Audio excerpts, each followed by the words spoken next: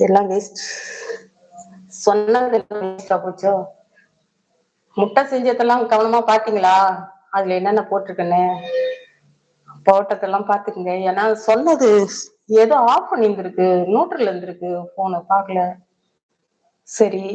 நீங்க என்ன செய்யுங்கன்னா, முட்டைக்கு நான் சொன்னேன்ல, காலையில பஸ் பசங்களுக்கு ஃபர்ஸ்ட்டு ஸ்கூலுக்கு போற பசங்களுக்கு, காலேஜுக்கு போற பிள்ளைங்களுக்கு, வேலைக்கு போற பெண் பிள்ளைங்களுக்கா இருந்தாலும், ஆம்பளைங்களுக்கா இருந்தாலும், இந்த மாதிரி முட்டையில செய்து குடுங்க.